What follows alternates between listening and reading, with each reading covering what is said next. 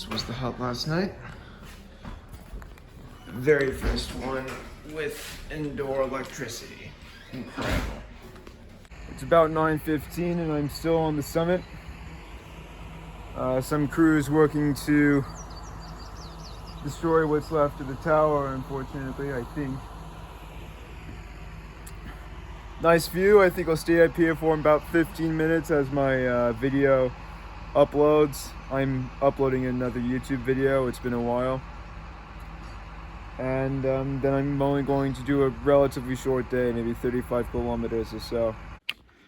I was originally thinking about finishing the long trail just because the Appalachian Trail does half of it and I could just do the other half, just tack it on in roughly a week. But I'm sort of feeling like I really just want to keep my energy up for the White Mountains. And I don't really want much more terrain of this kind, you know, single track through forest. I want some variety. I want to get on another trail. And the long trail is very similar, I'm led to believe, to the Appalachian Trail, so whatever. There's always at least one fly making circles around my head, as if I'm a dirty cartoon character. So generally there are no views on the long trail, at least so far. But that being said, every once in a while the trail kind of compensates by bringing me to the top of a mountain with good views. And today I guess that mountain was Bromley, the one I camped on top of.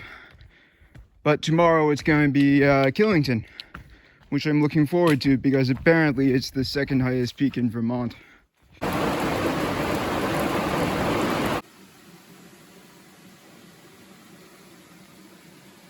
Trail use has been changing a lot lately, ever since getting on the long trail.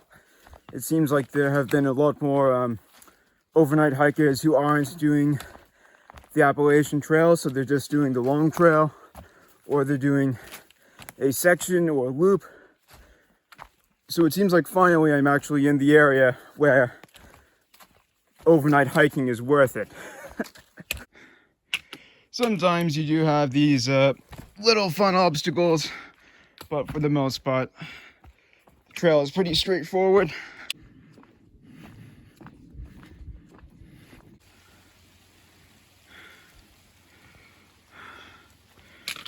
Classic New England experience. Something really funny. I think this big boulder right here has just fallen down and landed where it is. And I think that because there is that boardwalk over there on the other side. But then it just, it leads down into nothing. As for places down in Australia that this place is like, there's this section of mountains called the Gondwana rainforests, because they're kind of remnants of a rainforest that used to stretch all across Gondwana, up north of Sydney, between Sydney and Brisbane.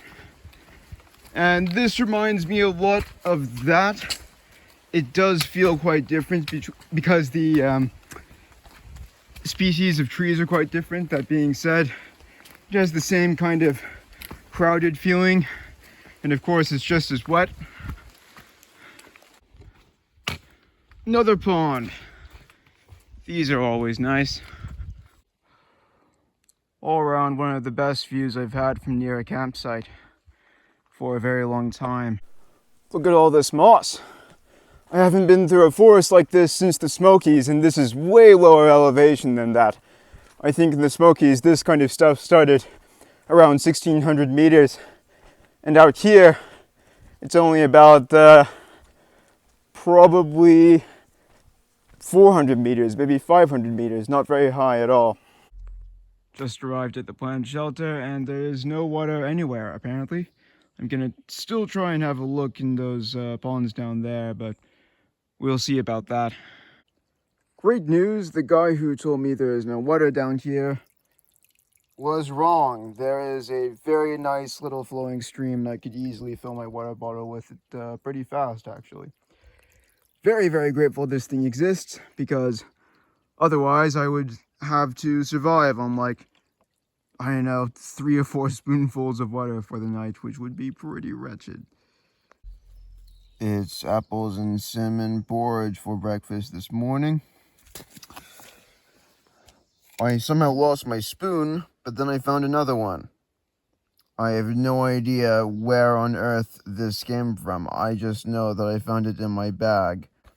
I need to make it over the summit of Killington, as well as through 2 gorges before even making it to the base of Killington.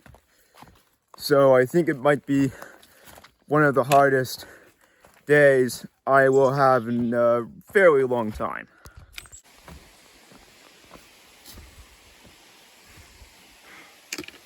In case you're wondering, this is pretty commonplace. I have to step over a tree about 10 or 15 times a day.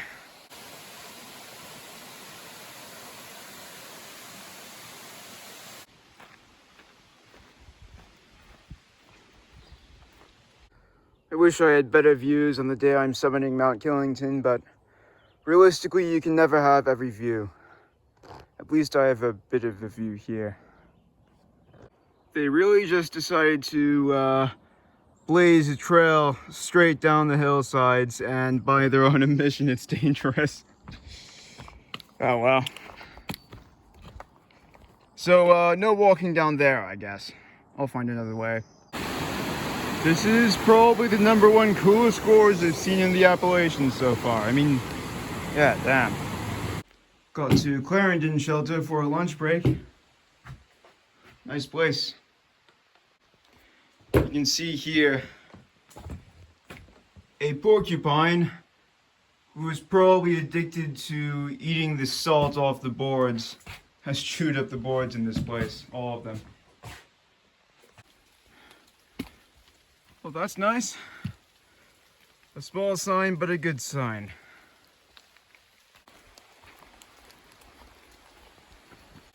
Have a look at this. It's all the states. Not very many left now. This is the very start of my ascent up Killington Peak, tallest mountain I'm climbing in Vermont. This trail has just been going up forever. I really don't think I've done a climb this big since Central Virginia.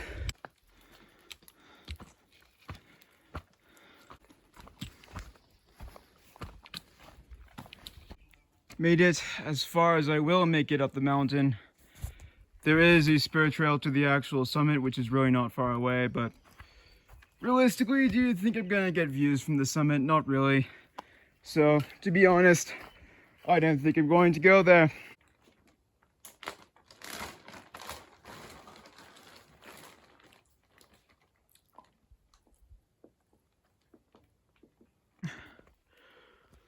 Oh, that sign's a bit dramatic. The mountain is not very remote at all. I think there's a restaurant a few hundred steps away and a chairlift that's associated with the ski resort. This is really not that lonely. I mean, it is kind of cold, so if you see this, I'm in a relatively warm period in midsummer. The temperature is that. I think it was about 10 degrees Celsius higher at the base of the mountain. So that's a pretty interesting aspect. Anyway, time to go down. Sorry you didn't enjoy much drone footage for this latest segment. I couldn't really find that many places to fly one. I think about like 5 in total in Vermont in which I would feel comfortable releasing the drone, but also I have run out of battery with my drone a while ago.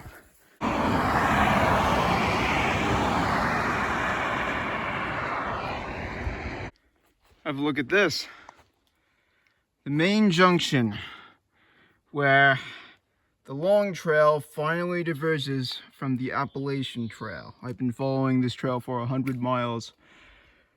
Now I'm just going down the Appalachian Trail. It's pretty late, so maybe somewhere around here would do pretty good for camping. I decided to wait in my tent until it stopped raining this morning, and it never stopped raining, so now I'm Leaving this campsite about an hour later than I was hoping to. But it is what it is. I've got to get on with the day. I was just watching a video from someone who was doing the Appalachian Trail as I was waiting for the rain to pass. The Appalachian Trail was my first through hike. It's Australia's longest walking track, and it was just so scenic and so beautiful and such good weather compared to what I'm going through right now. And it just really made me realize that I am a bit homesick. What luxury.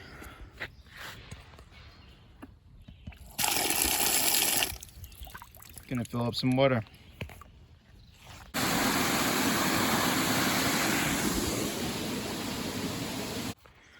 Pretty much the moment I left the long trail, I sort of feel like the Appalachian Trail has become way more populated, way more civilized, I guess you could say. Because the long trail, more than any other section of the Appalachian Trail so far, really tried hard to completely avoid any sign of civilization, pretty much. But here it's a very different experience.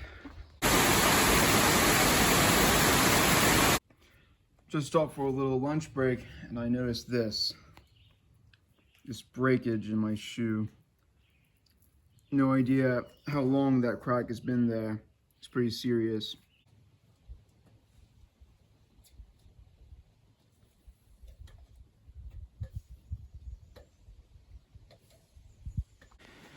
It was crazy and completely unexpected how different this section has been from the long trail. Like, I'm clearly going through much newer forest, much less old growth forest. I am climbing a lot more of these hills, just going straight up them instead of switchbacking or contouring around them. And most significantly, the rocks and the mud and the roots and the boardwalks, they're completely gone. It's just this. I didn't have any of this in Vermont before this morning. It's really bizarre. I was wondering why I haven't seen any other hikers on trail today so far, but the severe thunderstorm warning probably explains why. The storm I've been warned about is really starting to bear down. Perfect timing. This place looks like luxury. I'll try and see if there's any views from the top of that. Made it here just as rain was starting to fall. Quite nice views, really. Look at that monstrous wall of doom. Nice shelter. Very much needed.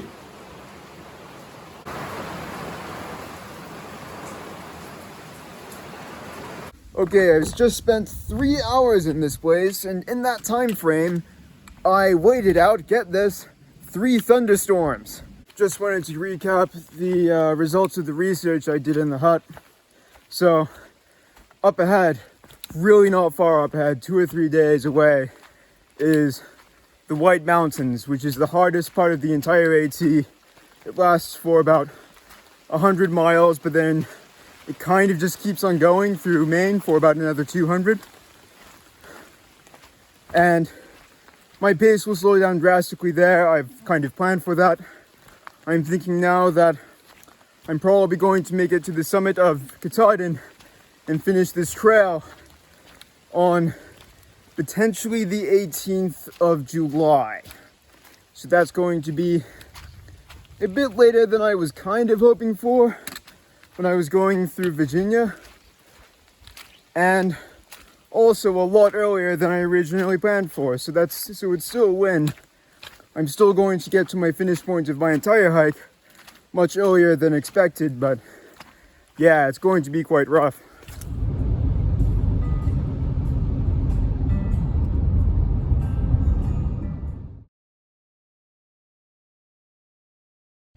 Look at these prices. They were less than $1 down in Florida. It's just going up and up. Why is anyone buying Hershey's when Hershey's is just as expensive as Tony's Chocolonely? So I just enjoyed a night indoors with the warm bed and modern plumbing, which was incredible. Thanks so much, Roger and Heather, for hosting me. I think I've just passed my 6,000 kilometer mark, so for those unaware, I'm trying to hike 10,000 kilometers in 2024. and the ECT is only part of that challenge. I'm well on track. Haven't gone through any pasture like this in Vermont until now. Pretty nice break, honestly. Not long ago, a lot of the signs were bilingual. They were in both English and Spanish. What world have I hiked into now? I had to stop for a moment and go, is this the right way? And I checked the map and yes, people, yes, it is the right way. Stupid trail. Well, I just bent my trekking pole going down that absolute mudslide. Hopefully not permanently. 3 bars of signal, but absolutely 0 data. Pretty on brand for AT&T. Got a nice little view right here. Look at that, one of the best views I've got in Vermont. Second last shelter for the day. I think I'll camp at the next one, which is actually gonna be the last one in Vermont. Just looked up the weather. It's gonna be vaguely crappy all the way up to the next shelter. But vaguely crappy isn't dangerous or undoable, so I'll just go through it. Just got off a really long road walk through a town. I think it's called West Hartford. And I was just talking with this guy named Strider. And he is doing a very similar hike to what I'm doing. He's doing the Appalachian Mountain Trail. So he's going from Flag Mountain, which was at the start of the Appalachians, all the way up to Newfoundland. Which almost kind of makes me feel like I should do the same, but that's alright. Really cool talking to him though. He's done the North Country Trail. He's done all these bizarre thru hikes that no one knows about. It's great.